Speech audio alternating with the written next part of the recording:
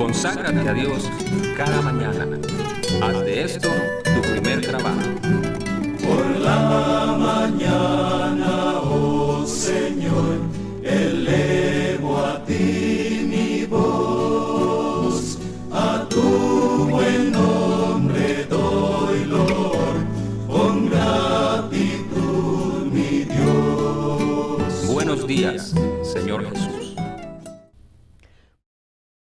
¿Qué tal, amigos? ¿Cómo amanecieron? Esperamos que todos estén bien y contentos. En este día pidamos al Señor Jesús que nos ayude a ser la sal de la tierra para poder dar sabor a nuestro mundo.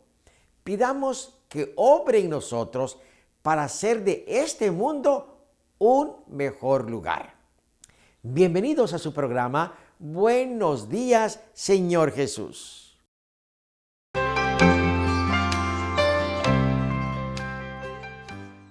Hola amigos, qué alegría poderles nuevamente saludar para seguir estudiando la palabra de Dios. Ahora con el tema Un hombre oportuno.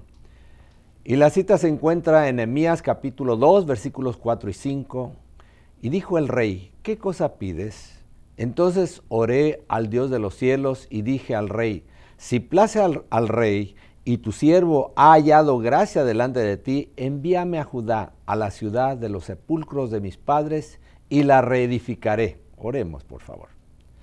En esta mañana, nuestro excelente Dios, te pedimos nos ayudes a entender el tema de esta ocasión. Lo suplicamos en el nombre de Cristo Jesús. Amén. Nehemías, uno de los desterrados hebreos, ocupaba un cargo de influencia y honor en la corte del imperio persa. Como copero del rey tenía libre acceso a la presencia real. En virtud de su puesto y gracias a su capacidad y fidelidad, había llegado a ser amigo y consejero del rey. Sin embargo, y a pesar de gozar del favor real y de verse rodeado de pompa y esplendor, no olvidaba a su Dios ni a su pueblo.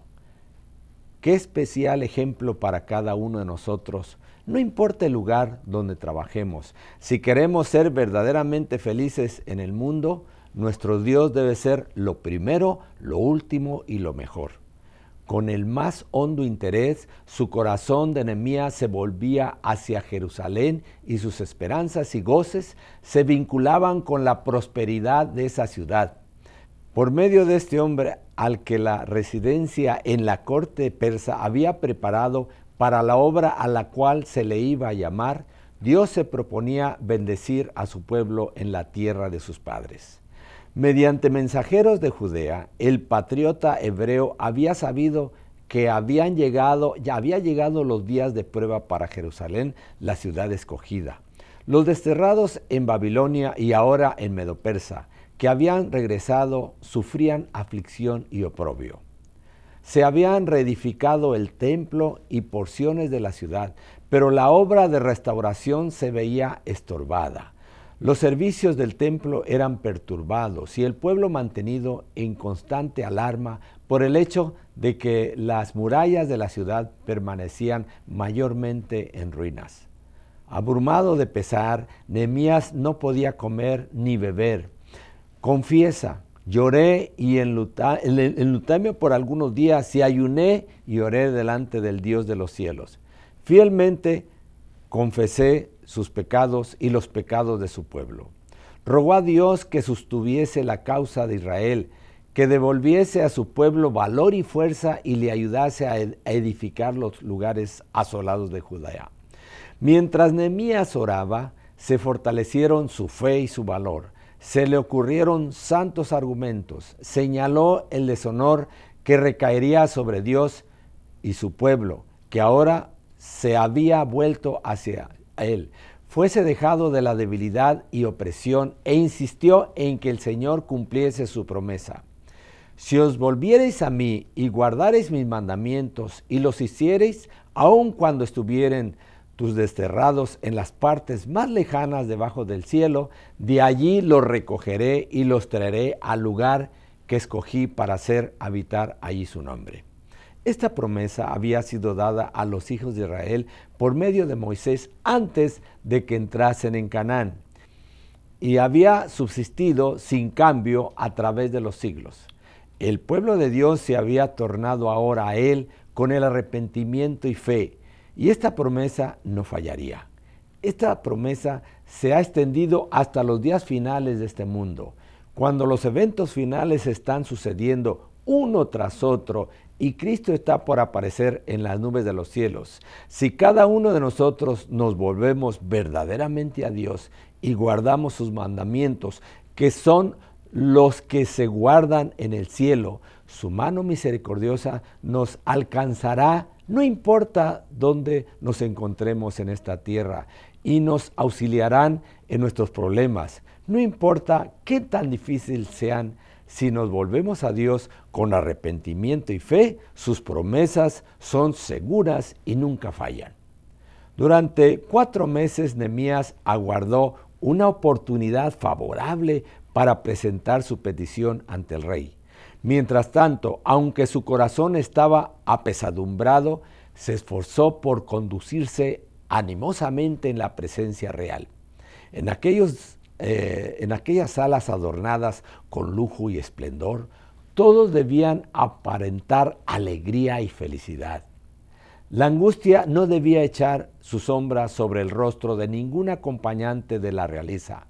Pero mientras Nehemías se hallaba retraído, oculto de los ojos humanos, muchas eran las oraciones, las confesiones y las lágrimas que Dios y los ángeles veían.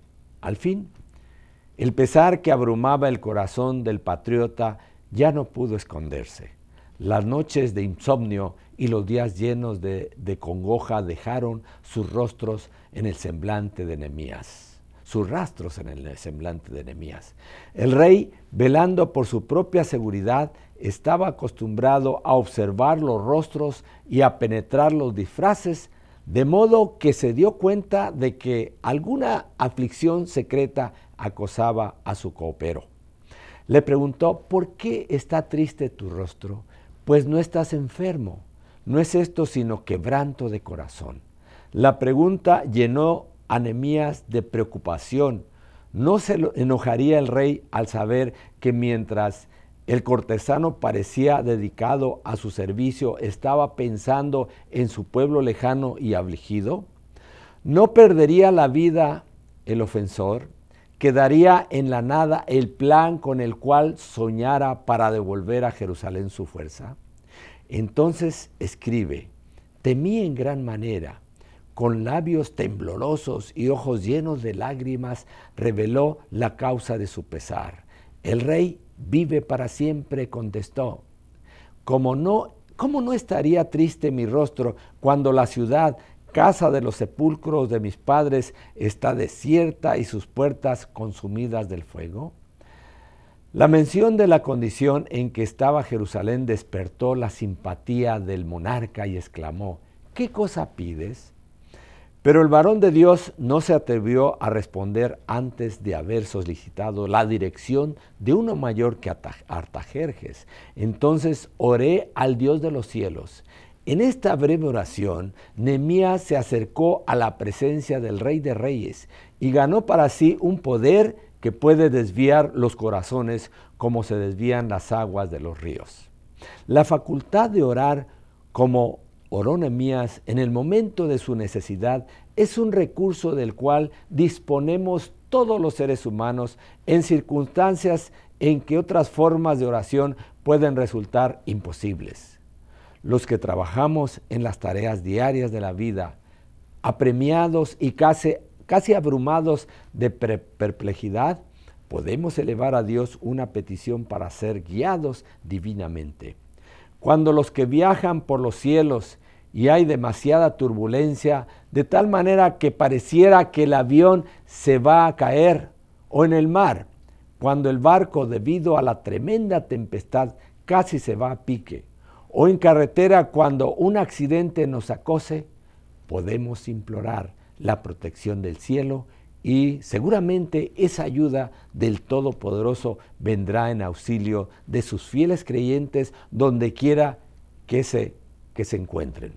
En toda circunstancia y condición, el alma cargada de pesar y cuidados o fieramente asaltada por la tentación puede hallar seguridad, apoyo y socorro en el amor y el poder inagotable de un Dios misericordioso. A fin de estar protegido durante el viaje, solicitó y obtuvo una escolta militar, Nehemías. Consiguió cartas reales dirigidas a los gobernantes de las provincias del otro lado del río Éufrates, por cuyo territorio debía cruzar en viaje a Judea, y una carta para el guardabosques real de las montañas del Líbano para que le dieran la madera necesaria. Este ejemplo de sabia previsión y acción resuelta nos es una gran lección para cada uno de nosotros. Debemos no solo orar con fe, sino también de obrar con cuidado diligente y prudente. Oremos, por favor. Haznos, Señor, listos para aprovechar cada oportunidad que se nos presente para el avance de tu obra y de nuestro trabajo en este mundo. Lo suplicamos en el nombre de Cristo Jesús. Amén.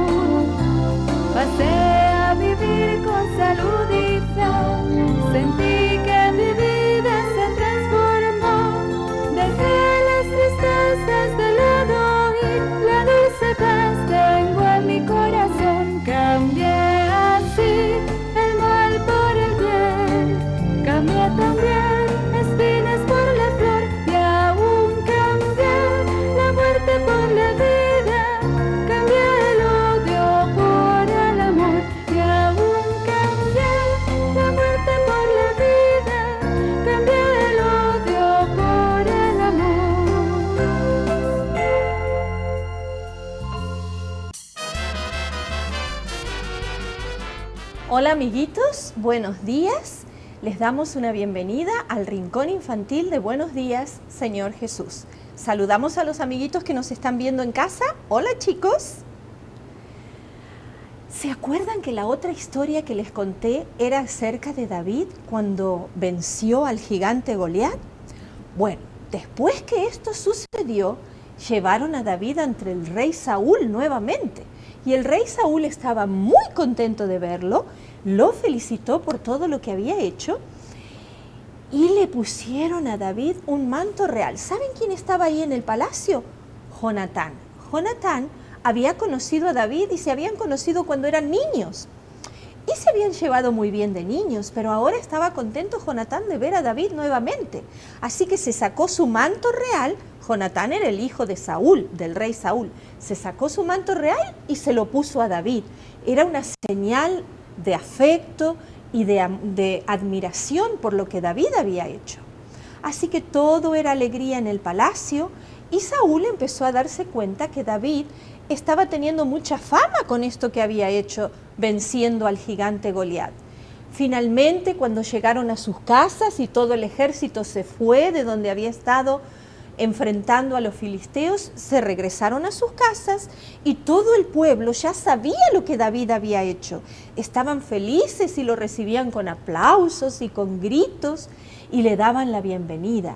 Tanto es así que el rey Saúl empezó a sentir celos de David, porque él sabía que el pueblo lo estaba admirando demasiado y Saúl era el rey y David no era nadie. Entonces Saúl empezó a tener un poquito de rabia, pero Jonatán y David se hicieron muy buenos amigos. Es tan lindo tener buenos amigos y poder confiar en ellos. Jonatán y David eran muy, muy buenos amigos. Se querían muchísimo y querían siempre estar juntos para conversar. Pero David se estaba dando cuenta que Saúl no lo estaba queriendo demasiado. Un día lo invitaron a David a tocar música para el rey y a cantar para el rey. Pero en ese momento Saúl se enojó muchísimo. Él sabía que David iba a ser el próximo rey de Israel y eso le daba mucha rabia. Así que tan enojado estaba Saúl que mientras David estaba tocando su arpa y cantando, le tiró una lanza. Y David se hizo para un costado, de tal manera que la lanza no lo alcanzó. Pero David se quedó muy preocupado también y cuando se encontró con Jonatán, le dijo: ¿tú no sabes qué es lo que le he hecho a tu padre para que me quiera matar? Y Jonatán le dijo: ¿pero por qué está pasando esto? Bueno, eso es lo que pasa, le dijo David. Y yo estoy muy preocupado. Entonces hicieron un plan. Jonatán le dijo: yo voy a averiguar con mi papá, con el rey, a ver qué es lo que está pasando y te voy a dar una señal. Si él realmente te quiere matar, vamos a hacer un plan para que te vayas a esconder lejos, a un lugar seguro y mi padre no te encuentre. Y eso hicieron un trato. Entonces David se fue lejos a un lugar, lejos de la ciudad y se escondió tras unos arbustos. Estaba por ahí escondido David y entonces Jonatán fue con un arco y flechas y con un muchachito que iba, supuestamente cuando Jonatán tirara las flechas, el muchachito iba a ir a buscarlas y las iba a recoger.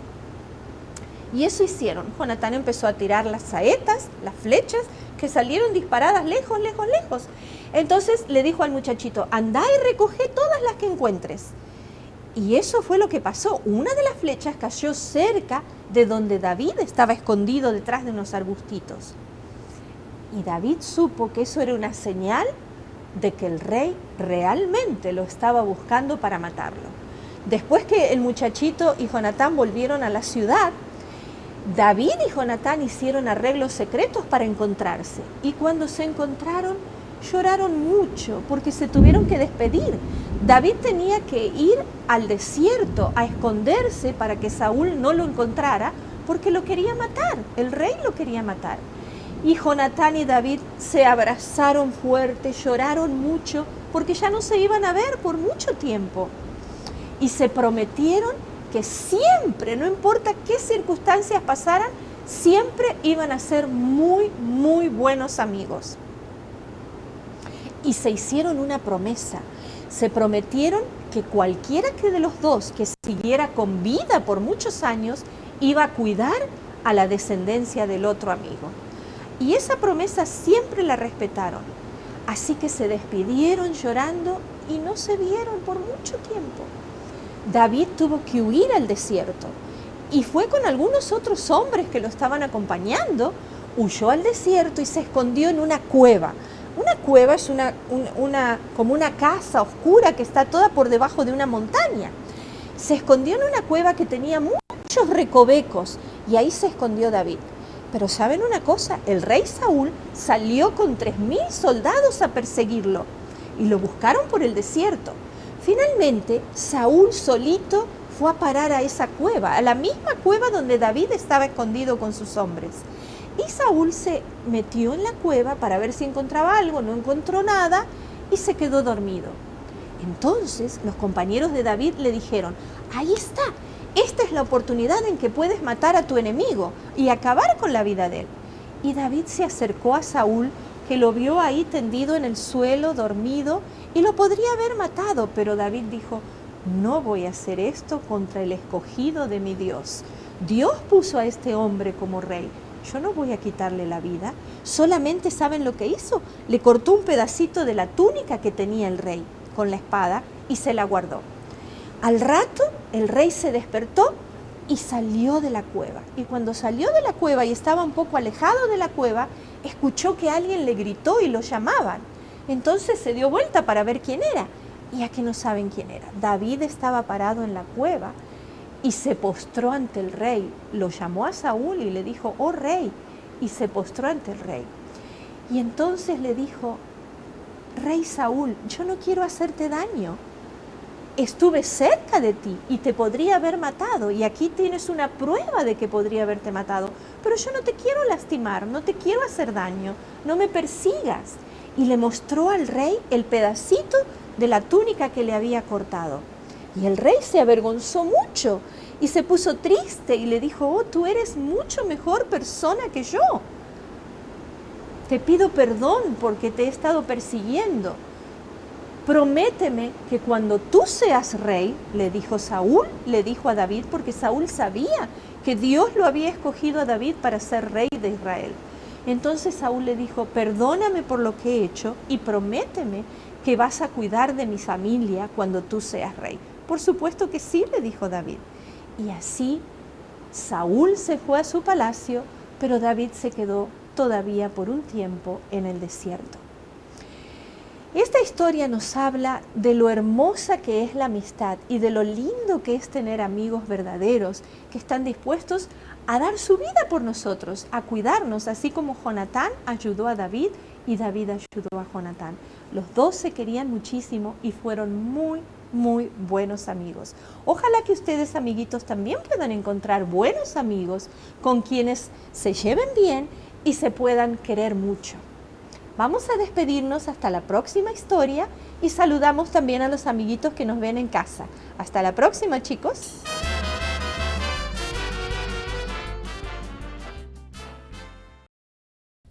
Después de la meditación de hoy, estoy seguro que nos sentimos agradecidos por haber sintonizado este programa.